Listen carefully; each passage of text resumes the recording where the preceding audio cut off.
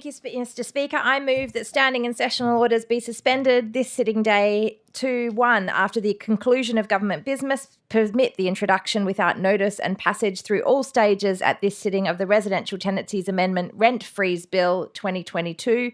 2, provide for the following speaking time limits for the second reading debate on the Residential Tenancies Amendment Rent Freeze Bill 2022. A, the mover, 15 minutes. B, the Premier or Minister deputed, 15 minutes. C, the Leader of the Opposition or one member deputed, 15 minutes. D, any other member, 10 minutes without extension. And E, reply, 15 minutes. And 3, provide that at 3:45 p.m, any remaining questions regarding the Residential Tenancies Amendment Rent Freeze Bill 2022, including in consideration in detail if amendments have been circulated, be put forthwith without debate. Speaker, today, the Greens New South Wales are moving forward with an urgent bill to freeze rents in New South Wales by Christmas, because what we have seen across the board is a commitment at a federal and a state level to want to address the cost of living crisis. Members may be interested to know that a New South Wales household, on average, spends 22.4% of their weekly budget on housing costs and meanwhile 1.9% on average on energy costs. The reason we bring this bill for urgency today is because there is a special sitting of Parliament which no one can deny is about addressing the cost of living crisis in this state. And if we are genuinely committed to the idea of addressing the cost of living crisis, then the 22% of everyone's weekly budget that goes to rent costs in this state surely has to be of a high priority and not just about energy prices, which are 1.9% of the weekly average budget. According to ABS reports, the average New South Wales household spends $2,233 a week on housing costs, food, health and energy costs.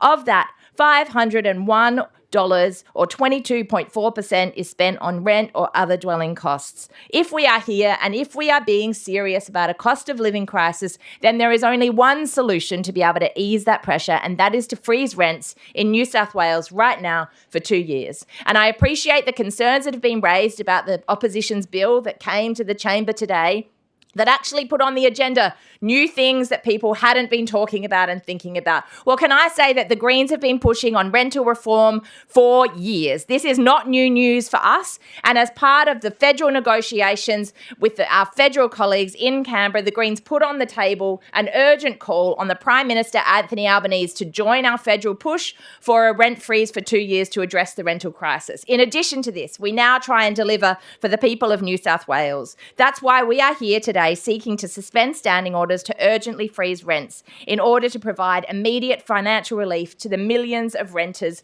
that live in New South Wales before Christmas. In the past 2 weeks, we have seen that federal and state governments can work together to address costs of living crisis if they want to. But what do we see here? What we see here is an attempt to try and do the same thing, but to do it as a ticker box.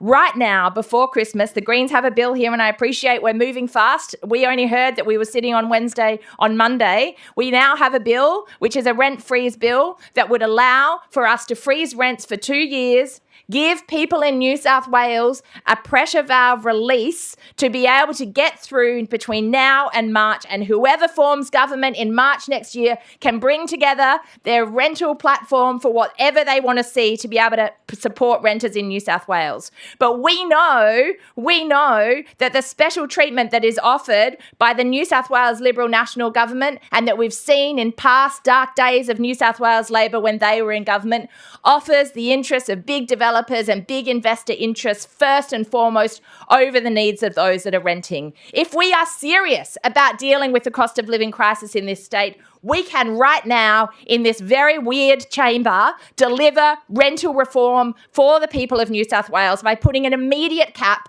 on rents, by freezing them for 2 years, as we are doing with the price of coal today, and walk out of here knowing that for Christmas we are delivering on reforms that will ease the cost of living pressures for people within New South Wales. If we are serious about this, then we cannot just tinker around the edges on parts of the energy price and costs in people's weekly budget. We know that 22% of people's weekly budget goes to housing and rental costs. And what do we see? What do we see? We see absolute focus on the energy costs, which is necessary and essential, and the Greens back those reforms in.